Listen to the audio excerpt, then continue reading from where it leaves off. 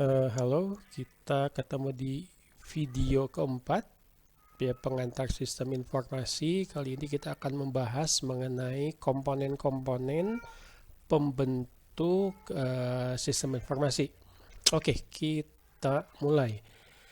Jadi fungsi dasar sistem pada dasarnya itu ada input, ada proses, ada output ya. Input itu masukan, ya bisa disebut sebagai penangkapan dan perakitan elemen yang masuk ke dalam sistem untuk diproses. Ada bahan baku, ada data, ya, dan ada upaya manusia yang diatur untuk mendukung proses-proses yang ada di dalam sistem. Itu input. Nah, dalam sistem ini pasti ada proses, ada transformasi yang mengubah input menjadi output. Dari dalam proses manufaktur misalkan ada proses dari input yang berupa bahan mentah ya, ada prosesnya sehingga menjadi produk yang misalkan bisa dijual. Termasuk juga di sini ada proses-proses yang perhitungan dan contoh-contoh lainnya. Nah, output ya, tadi saya sudah menyebutkan ada input, ada proses dari bahan mentah menjadi diproses menjadi produk. Ini disebut juga pemindahan elemen yang telah diproduksi melalui proses transformasi ke tujuan akhirnya. Produk apa yang mau dijual, layanan apa yang mau diberikan oleh sistem tersebut. Bisa produk jadi ya yang bisa dikonsumsi misalkan oleh atau dipakai oleh konsumen, bisa juga layanan, bisa juga informasi yang mungkin dibutuhkan oleh stakeholder atau lingkungan di mana sistem tersebut digunakan. Nah, sistem juga memerlukan feedback atau umpan balik data tentang kinerja sebuah sistem. Apakah sistem ini berjalan dengan baik? Apakah sistem ini berjalan sesuai fungsinya, misalkan untuk mendukung tujuan dari sebuah organisasi, atau malah sistem ini bekerja dengan tidak baik. Ada feedback. Misalkan ada feedback dari customer, misalkan ada feedback dari pengguna sistem. Dan sistem itu harus bisa dikendalikan, ada kontrol, ada pemantauan, ada evaluasi ya dari feedback untuk menentukan apakah suatu sistem bergerak menuju pencapaian tujuannya. Apakah ini mendukung, apakah ini mempercepat pencapaian tujuan, atau malah tidak ya, atau misalkan malah jadi tidak mendukung, membebani kerja atau proses dalam sebuah organisasi. Umpan balik dan pengendalian atau kontrol juga penting sebagai komponen sistem informasi. Nah, kalau kita lihat gambar yang di slide berikut, ini kita melihat secara umum bahwa input itu bisa macam-macam. Ada orang, ada uang, ada material, ada mesin, ada tanah, ada fasilitas, informasi, energi. Processing juga macam-macam. Bagaimana itu dipasarkan, bagaimana itu dibangun, diproduksi, produknya dikirim, layanannya ini disampaikan kepada customer, dan mungkin proses-proses yang lain. Outputnya juga macam-macam. Ada produk, ada service, ada pembayaran, ada kontribusi informasi, dan berbagai output. Ini inputnya bisa dari lingkungan, dari stakeholder dalam lingkungan bisnis ya, mungkin informasinya dari organisasi kompetitor ya. Wah, kompetitor sudah membuat produk tertentu. Wah, bagaimana misalkan perusahaan tersebut juga bisa bersaing dengan membuat produk yang saingan yang lebih murah misalkan, tapi kualitasnya bisa lebih baik.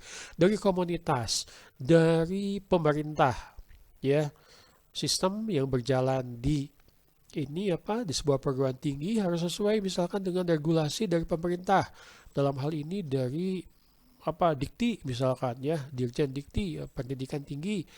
Lalu ada kalau pabrik mungkin dari supplier ya, supplier yang memberikan mensuplai bahan mentah, mungkin juga ada financial institution ya, bank misalkan atau perbankan, mungkin juga di pabrik-pabrik ada serikat pekerja, ada customer pelanggan, ada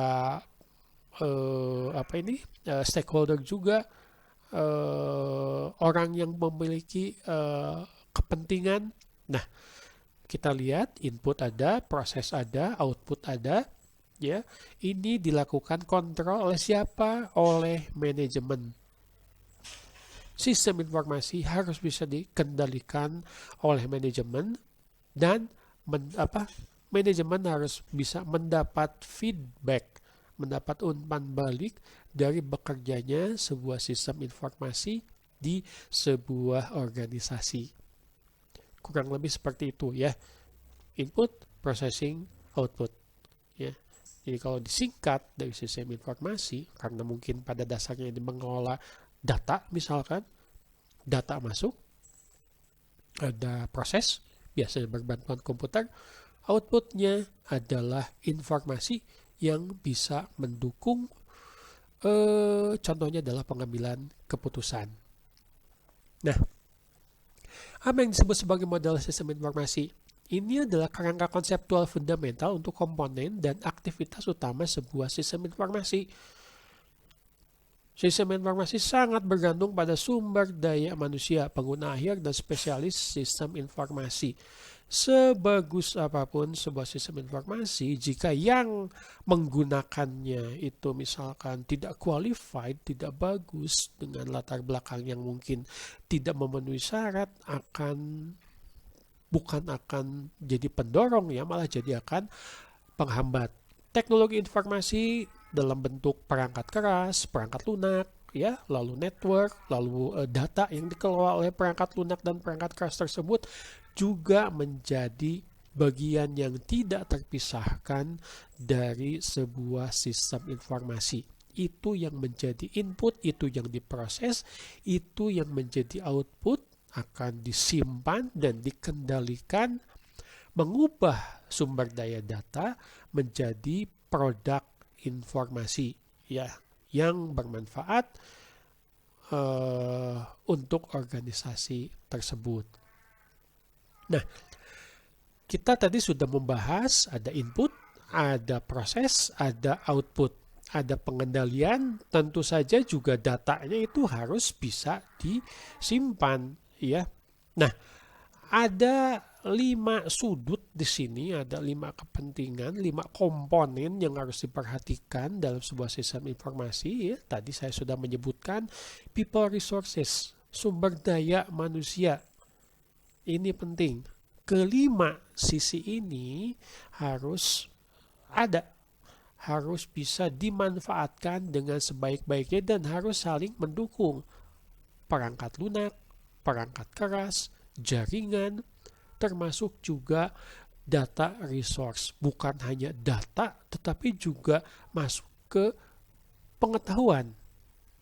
Ya, kenapa? Misalkan kalau dalam kuliah yang namanya sistem manajemen pengetahuan, itu masuk ke keilmuan sistem informasi. Ini salah satu alasannya. Karena itu adalah komponen yang bisa mendukung sebuah sistem informasi. Contoh paling sederhana juga misalkan berkaitan dengan teknologi informasi, storage of data resource. Bagaimana data itu bisa disimpan dari satu tempat ke tempat lainnya jika misalkan tidak didukung dengan jaringan ya, communication media dan dukungan jaringan ya, internet misalkan. Internet juga tidak bisa jalan kalau tidak ada hardware dan tidak ada software. Hardware dan software ini tidak bisa jalan juga kalau tidak ada orang yang memeliharanya, mengimplementasikan, mendesain, dan seterusnya. Nah, itu adalah komponen-komponen yang harus diperhatikan.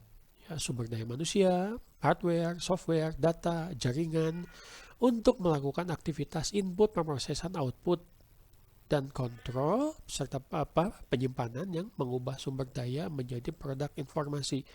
Jadi dalam video sebelumnya saya mengajak Anda untuk belajar menggunakan membuat model sistem informasi menggunakan data flow diagram. Basicnya itu kembali kepada komponen dasar sistem informasi. Ada input data, ada proses, lalu ada output. Data diubah proses menjadi informasi. Ya, jadi data pertama-tama dikumpulkan dan diubah ke dalam bentuk yang sesuai untuk proses di input. Data misalkan dalam bentuk kertas, apakah perlu di-scan, apakah perlu di-input ulang dalam bentuk yang mungkin misalkan bisa disimpan dalam sebuah database. Artinya apa?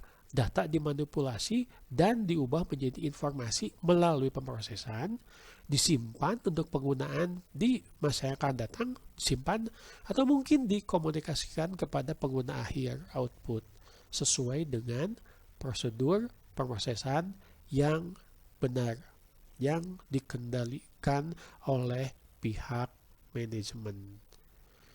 Oke, jadi dari paparan singkat saya harap kita bisa memahami ya komponen-komponen dari sebuah sistem informasi yang kalau satu saja tidak ada itu ya SI-nya tidak bisa berjalan dengan baik. Bagaimana mungkin sebuah organisasi sekarang bisa bersaing misalkan ya dengan kompetitor lainnya misalkan tanpa dukungan teknologi informasi, tanpa dukungan pelaku pengguna ya manusia, sumber daya manusia yang kompeten, termasuk juga data yang memang bisa diolah menjadi informasi yang bermanfaat. Oke, jadi ini video keempat untuk pengantar sistem informasi. Sampai ketemu lagi di video SI berikutnya. Oke, terima kasih.